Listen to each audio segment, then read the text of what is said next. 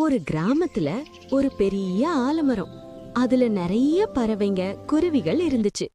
City daily school போகும்போதும் வரும்போதும் அந்த ஆலமரம் முன்னாடி நின்னு பறவைகள் பார்த்துட்டு பறவைகளோட கீச் கீச் சத்தத்தை கேட்டுட்டு தான் போவான்.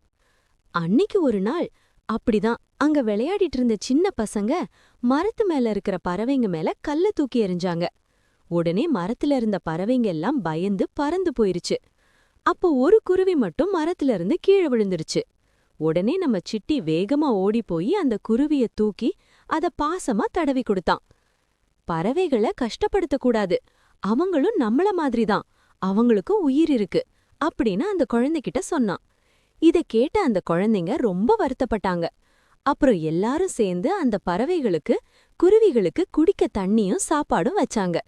உடனே அங்கிருந்த பறவைங்க சந்தோஷமா வந்து சாப்பிட்டுச்சு.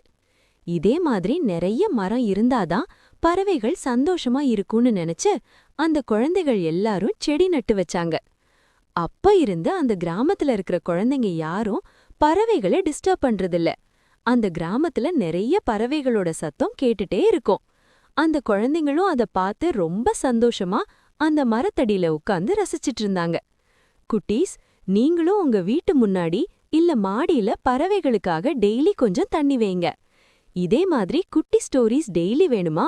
அப்போ நம்ம ஜஸ்ட் ஹாப்பி சேனலை ஃபாலோ பண்ணிக்கோங்க குட்டீஸ்.